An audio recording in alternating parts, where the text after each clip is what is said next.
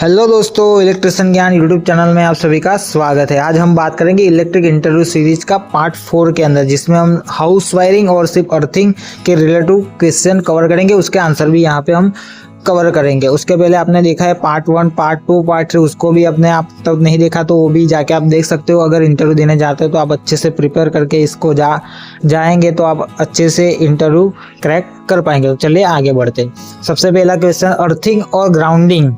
अगर इस related question पूछा जाए कि अर्थिंग और ग्राउंडिंग में क्या अंतर है तो आप आंसर दे सकते हो। अर्थिंग मतलब इंसानों को करंट से जो बचाते हैं, वो जमीन में हम मशीन से जमीन तक करते हैं, उसको यहाँ पे अर्थिंग बोले। इस तरह से आंसर देखो। और ग्राउंडिंग का मतलब ट्रांसफार्मर, बड़े मशीन का जो न्यूट्रल वायर जो जमीन के अंदर यहाँ पे जोड़ते हैं, उसको ग्राउंडिंग बोलते हैं। इस तरह से आप आंसर यहाँ पे दे सकते हो अगर आपको इस तरह से क्वेश्चन पूछा जाए तो। अभी बात करते हैं हम दूसरा क्वेश्चन, जब घर के वायरिंग के अंदर कितने स्क्वायर एमएम का वायर इस्तेमाल होता है। तो आप आंसर दे सकते हैं। लाइट और फैन के लिए हम 1 स्क्वायर एमएम यूज़ करते हैं, सॉकेट, टीवी, फ्रिज के लिए 1.5 स्क्वायर एमएम यूज़ करते हैं, और एसी 2.5 स्क्वायर एमएम तक मतलब यूज़ कर सकते हैं। और एसी और फ्रिज के लिए हम 4 स्क्वायर एमएम वायर यूज़ कर सके। इस तरह से आप आंसर दे सकते हो। उसके बाद अगर आपको पूछा जाए कि एक अच्छी अर्थिंग का रेजिस्टेंस कितना होना चाहिए जो अर्थिंग सही हो, तो आप बोल सकते हो कि अगर घरों के लिए अर्थिंग का रेजिस्टेंस 1 से 5 अच्छा 1 से 5 ओम मल्टीमीटर से चेक करो तो आए तो अच्छा माना जाता है। और सबसे ज़्यादा बड़े इंडस्ट्रियल के अंदर 1 से कम होना चाहिए, वो स्टैंडर्ड होता है।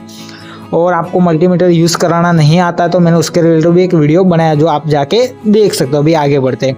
अगर आपको पूछे कि 2 वे स्विच का उपयोग कहाँ और कैसे किया जाता है तो आप उसका आंसर दे सकते हो कि ज़्यादातर 2 वे स्विच का इस्तेमाल सीढ़ियाँ जहाँ चढ़ने का होता है वहाँ पे ज़्यादातर उसका इस्तेमाल होता है कि लाइट को दोनों जगह से आप ऑन और ऑफ कर सकते हो। उसके यूज़ के लिए 2 वे स्विच का यूज़ किया जाता है। इस तरह से आप आंसर दे सकते हो। उसके बाद अगर आपको पूछा जाए कि पंखे के रेगुलेटर का कनेक्शन कैसे किया जाता है तो उसका भी आप आंसर दे सकते हो कि रेगुलेटर को फेस से वायर की सीरीज में कनेक्ट किया जाता है। वहाँ से जो तार निकलता है वो एक पंखे के फैन तक पहुँचता है, और वोल्टेज यहाँ पे आप कम और ज़्यादा कर सकते हो। 5 तक बढ़ाने की स्पीड होती है, उससे आप कम ज़्यादा कंट्रोल कर सकते हो। इस तरह से आप आंसर दे सकते हो इस रेगुलेटर के बारे में। अगर आपको पूछे कि एमसीबी अगर बार बार ट्रिप होती है तो उसका रीज़न क्या है, तो आप उसके 2 मुख्य रीज़न बता सकते हो कि या तो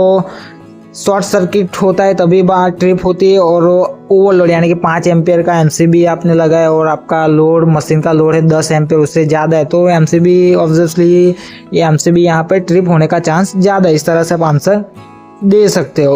उसके बाद अगर आपको यहाँ पे पूछा जाए कि ट्यूबलाइट में चौक, यानी कि जब पुराने टाइम पे जब ट्यूबलाइट होती थी वहाँ पे चौक इस्तेमाल किया जाता है, तो तब आपको यहाँ पे पूछा जाए आंसर तो आप आखिर क्वेश्चन पूछा है तो आंसर दे सकते हो कि चौक शुरुआत के हाई वोल्टेज बनता है जिससे ट्यूबलाइट चालू होती है, और चालू होने के बाद करंट को कंट्रोल करता है, स्टार्टर सर्किट को पूरा और तोड़ने का काम करता है। लेकिन आज के टाइम में एलईडी ट्यूबलाइट में इन चीज़ों की ज़रूरत नहीं होती।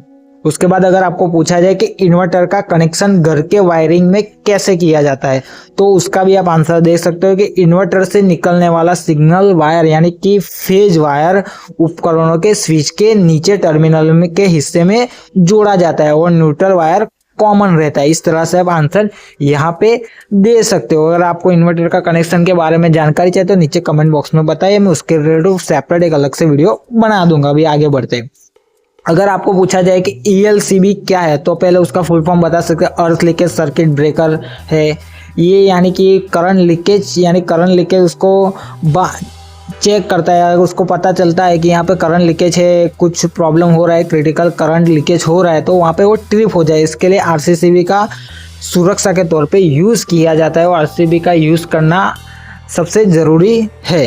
अभी आगे बढ़ते हैं कि सब मीटर के कनेक्शन कैसे होते हैं। तो मीटर के 4 टर्मिनल होते हैं, आउटपुट, इनपुट। उसमें आप लेफ्ट साइड के अंदर पहले 2 टर्मिनल होते हैं, उसमें मेन सप्लाई, फेज और न्यूट्रल आप दे सकते हैं जिसे इनपुट। और दाएं यानी कि राइट साइड के तरफ टर्मिनल घर के लोड के लिए, वहाँ पे फेज और न्यूट्रल निकालते हैं जो आउटपुट यानी कि घर के अंदर जाते हैं। इस तरह से आप आंसर दे सकते हो।